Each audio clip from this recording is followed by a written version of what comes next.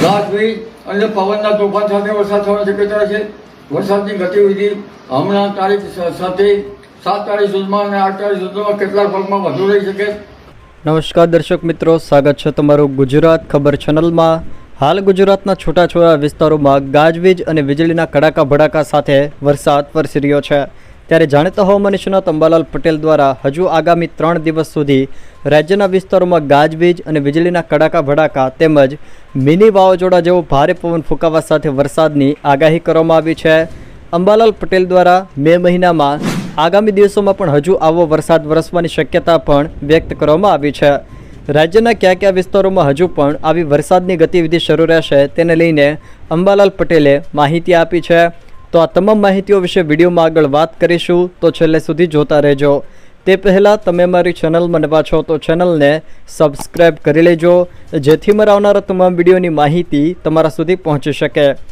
અંબાલાલ પટેલના જણાવ્યા મુજબ આગામી 8મી મે સુધી તોફાની પવન ફૂંકાવા સાથે પ્રી-મોન્સૂન એક્ટિવિટી એટલે કે કમોસમી વરસાદની ગતિવિધિ શરૂ રહેશે, જેમાં ખાસ કરીને કચ્છ જિલ્લા ઉપરાંત ઉત્તર ગુજરાતના બનાસકાંઠા, અરવલ્લી અને સાબરકાંઠા તેમજ સૌરાષ્ટ્રના રાજકોટ, અમરેલી અને ગીર સોમનાથ જિલ્લાના કેટલાક ભાગોમાં ગાજવીજ સાથે મુશળધાર વરસાદ વરસવાની શક્યતા અંબાલાલ પટેલે વ્યક્ત કરી છે। જોકે આ દરમિયાન કેટલીક જગ્યાએ મોટી સાઇઝના કરા પડવાની શક્યતા પણ અંબાલાલ પટેલે વ્યક્ત કરી છે।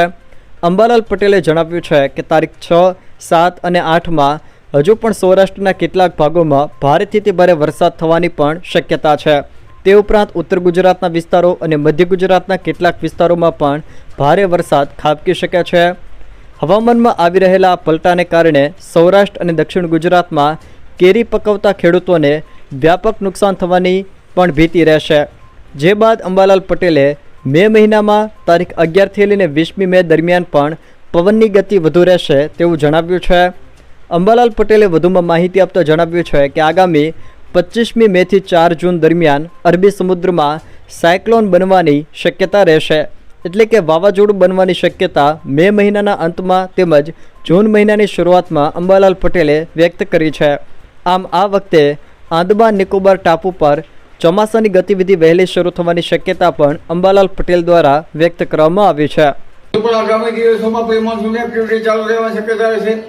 હજુ પણ ઉત્તર ગુજરાતના કેટલાક ભાગો, કચ્છના કેટલાક ભાગો, બનાસકાંઠાના ભાગો અને સાબરકાંઠાના ભાગોમાં પણ પ્રી-મોન્સૂન એક્ટિવિટીનો વરસાદ થવાની શક્યતા રહેશે। આ ઉપરાંત પંચમહાલના ભાગોમાં પણ પ્રી-મોન્સૂન એક્ટિવિટીનો વરસાદ થવાની શક્યતા રહેશે। સૌરાષ્ટ્રના કેટલાક ભાગોમાં પણ પ્રી-મોન્સૂન એક્ટિવિટીનો વરસાદ થવાની શક્યતા રહેશે। ઉત્તર સૌરાષ્ટ્રના ભાગો, દક્ષિણ સૌરાષ્ટ્રના ભાગો, અમરેલી જૂનાગઢના ભાગો અને લગભગ ઉત્તર કચ્છના અરજણના ભાગો હજુ ગાજવીજ અને પવનના તોફાન સાથે વરસાદ થવાની શક્યતા છે। વરસાદની ગતિવિધિ હમણાં તારીખ 7 તારીખ સુધીમાં અને 8 તારીખ સુધીમાં કેટલાક ભાગમાં વધુ રહી શકે। કોઈ ભાગમાં ક્યારેક એકાદ ભાગમાં અતિભારે વરસાદ થઈ જવાની શક્યતા રહે। ત્યારબાદ તારીખ 11થી 20 મેમાં પણ ભારે આંધી વંટોળનું પ્રમાણ વધે અને કોઈ જગ્યાએ કૃતિકા નક્ષત્રના છાંટા પડવાની શક્યતા રહે, ક્યાંક વરસાદ થાય। ત્યારબાદ તારીખ 24 મેથી 4 જૂન વચ્ચે અરબી સમુદ્રમાં એક સાયક્લોન બનવાની શક્યતા રહે। 8 જૂને લગભગ દરિયામાં પવનોની ફેરબદલી થાય અને લગભગ એ અરસામાં વાવાઝોડું ફૂંકાવાની શક્યતા છે। તો વાવાઝોડું ફૂંકાય તો તેનો માર્ગ પાકિસ્તાન થઈ અને ગુજરાત તરફ આવે તો પશ્ચિમ સૌરાષ્ટ્રના ભાગોમાં વરસાદ થાય।